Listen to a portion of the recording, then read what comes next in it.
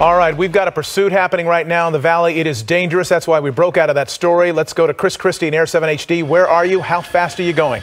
Stolen vehicle, 80 miles per hour. Mark, this is going to be on Nordhoff coming off of Sepulveda. He just went through an intersection, almost T-boned with two cars simultaneously, hitting a pickup truck, came in contact there, no major damage. It looked like the driver was okay. Right through another red light here. This is a stolen red convertible, okay? This is LAPD's Mission Division, at least one primary behind him, but I got to tell you, I'm not sure they were able to keep up with him. He was weaving through traffic, almost coming in contact with a few more cars there, right through another intersection and oncoming lanes of traffic. This is getting really dangerous, really quick, guys. In fact, as far as I could tell, I'm not sure if LAPD has been able to keep up. I know that there's an airship on the way over here. They were tracking him through a shopping plaza over on Sepulveda. He was making some erratic moves that he knew that they were onto him, and eventually just fled. They lit him up as he was coming out of a shopping center. They lit him up, and he just went for it, and again, doing very dangerous speeds, upwards of 70 to 80 miles per hour through these surface streets,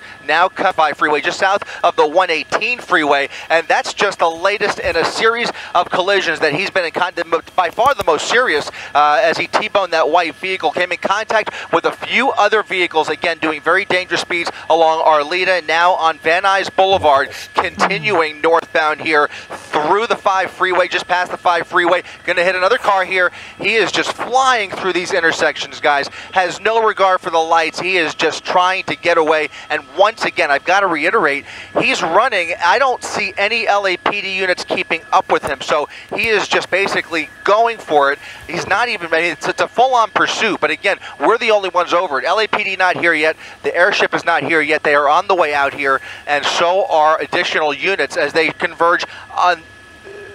Okay, okay, I'm hearing they are discontinuing the pursuit. It's gotten too dangerous. They've just discontinued the pursuit. But as I was about to say, there are no helicopters except for Air 7 overhead here, and he is just fleeing without anybody's safety in mind here. He is just going for it. So, still a dangerous situation, despite the fact that LAPD has basically called this off. It just got too dangerous. They couldn't keep up with him. They basically lost him, and he obviously... There's a shot of him. He's gesturing at us. He can see us from where he is. He might have a smartphone in the car. You know, that's a new thing now people are concerned about. They might have a smartphone. They might have the ABC7 app going right now and be able to tell that we are covering him. We're not sure. But look at the speed here. And it is rush hour. He's already he's had several collisions already. Front-end damage to this Toyota Solara convertible. What can you tell us about the LAPD airship right now? Still no airship. We're looking out for that airship. I know that there's one on the way. You can see he is just going, though, as he enters the freeway now. He's going to get onto the 5 freeway, actually onto the eastbound 118 freeway here in San Fernando, and he will eventually come up on the 405 here. So we'll see if he decides to take the 405, but now he's on the freeways doing he was doing freeway speeds anyways on surface streets. I'd rather see this on the freeway at this point, just considering the speed that he was doing on those surface streets. Obviously, we saw him come in contact with a number of other vehicles, a couple of serious crashes there, including that one white sedan over in Arleta. But again, he got off at San Fernando, now on the 118 freeway, doing 90 miles per hour. Again, we're going eastbound, or I should say going westbound. Going to come up on the 210 freeway here, where there is some traffic up ahead. I understand that there is a crash investigation off of the 210 freeway. We'll see what he decides to do, but he's going to have to make a decision because this is where the 118 ends. This is the end of the 118 as he comes up, okay, just right over that gore point. Almost took a little air there, went airborne, and is now on that ramp. This guy is just all over the place, and I've got to remind our viewers, this isn't even a pursuit at this point. There are no law enforcement officers behind him. They have given up their pursuit. It got too dangerous, and Air 7 HD still the only helicopter overhead here. This is just a wild and reckless driver. Again, we should reiterate, that's a stolen convertible that he's driving. Where he intends to take this, no idea what his intentions are or what his mental capacity is at this point, because the driving is just so dangerous, and at some point he's going to lose control of this vehicle. He's already come close to losing control. Now he's driving on the shoulder, again, for no apparent reason. He's got the road I mean, there is traffic, but he's got some room to maneuver. He's just riding that shoulder now, again, northbound on the 210 freeway. Chris, we're making a switch right now. I'm David Ono along with Ellen Leyva as we continue to watch this extremely dangerous pursuit. It is interesting that police have pulled off of him, and yet he continues to move. We wonder, I guess the question is, will he eventually stop at some time and realize the police are no longer behind him? Well, unfortunately, he just got off the freeway again, got off in Sacramento. Now he's coming back in the eastbound direction, so he's now off the freeway again, driving very recklessly. We'll see if he keeps up these speeds. The problem with this situation, I'm not even going to call it a pursuit because it's not a pursuit any longer, but he is just driving so fast that he is having a hard time maintaining control of the vehicle himself. And now for street, we'll see how far this vehicle goes with him here, but at some point he's going to crash or lose control of the vehicle. It's just a matter of time. We've seen a number of collisions already, right in between another parked car and that van. Now we're doing about 50 miles per hour on a residential street. We're at Harding Street and Adelphia, turning onto Foothill Boulevard, and you can see he's going right through, well, coming to right into a construction zone. Crashes into the cones, all over these cones. There is just no rhyme or reason to this guy is driving. This is as completely erratic and wild as it gets, an unpredictable situation, and backing off, LAPD backing off of this pursuit has had no effect on his driving. He is driving even more reckless than he was earlier. Something got their attention earlier over at Sepulveda and Nordhoff.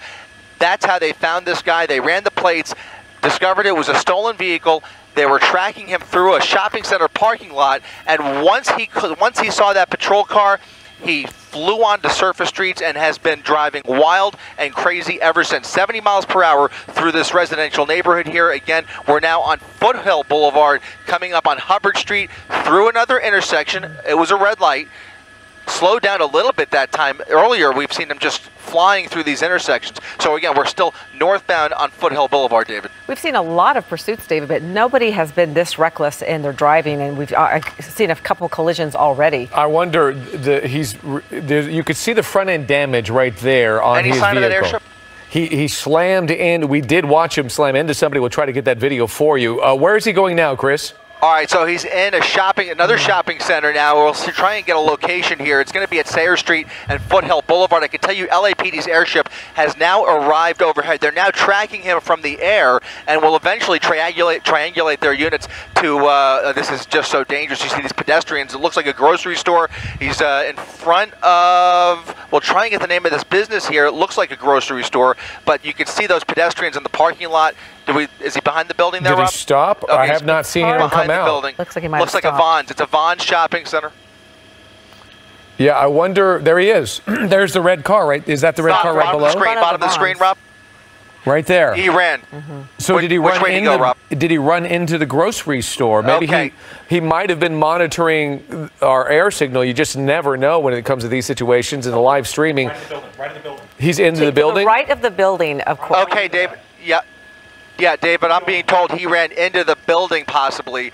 You can see there's an alleyway between, no, okay, he's coming out the other side. So he ran through that alleyway behind the Chase Bank, and there he is on foot. He's going to lose steam here. Yeah. This guy just desperate to get away, but he is not going to get away. I can tell you, again, LAPD's airship now following him. He's going to jump this wall. We'll see how far he takes this. This guy is dangerous, and they have to assume that he is armed at this point. You just don't know what this guy is capable of. Again, this is a residential neighborhood at Beaver Street, and Dronefield Avenue is now where we are behind the Vons shopping center. So I was very scared there as he was speeding through that parking lot. All of those pedestrians at the speed he was doing could have ended up very badly. Fortunately, he decided to give up the vehicle and flee on foot. They're going to catch this guy now. You can see LAPD units now on foot with him, and he's just jumping fences. You can see a security guard for this apartment complex now being alerted to the situation. I don't see where he went, but this looks like another private apartment complex behind that shopping center. I'm not sure which direction he went in or if he's now inside that building. Well, but they are going to start to surround this neighborhood rapidly here in the next few seconds. Those are kids running. Oh. Okay, so I think he's somewhere in this complex. You can see there's the airship right there. That's LAPD's helicopter. They are trying to narrow this down as well. You can see one patrol unit behind the Vons Shopping Center and additional units on the way over here. But gosh, this guy was moving so fast. Even LAPD was having a really hard time trying to coordinate and trying to get enough units to get to the area, let alone pursue this guy. The pursuit just got too dangerous that they had to let him go. But unfortunately, he was continuing to drive so dangerously that they've had to just get as many units to flood the zone as possible, depending on where he gave up. He just decided to give up in front of that Vons shopping plaza, but where he is now, looks like he may be in that complex. I just can't tell. And you can see on the right-hand side of the screen the driving erratically, and it was just like he's so desperate to get away. This man was certainly disregarding any safety for anybody. That was a first. That was the first close encounter we saw him get into when it comes to running from the police. Where he looked like he hit the edge of that other vehicle, and then there's a collision. This is the first one, but there is a much more significant collision that took place a few minutes later, and then that led us to what you see on the left-hand side, where he has disappeared somewhere inside this complex of buildings. Most of them, that one might be abandoned on your right-hand side, and on the left could be an apartment building, and he has just disappeared. But they have the place cordoned off. And as authorities find him, we'll certainly check back with Chris Christie. Thank you so much, Chris, and glad you're safe as well. And fortunately, he ditched that car. We have other news to get to right now. Caught on camera, a predator in the store trying to molest a young child. Inland Empire Bureau Chief Rob McMillan is live in Moreno Valley with the video and the security guard who helped catch the man. Rob? Police say it happened on Monday here inside the Rio Rancho Supermall in a store just down the way there. As you mentioned, it was all caught on camera. No, your eyes aren't deceiving you. This is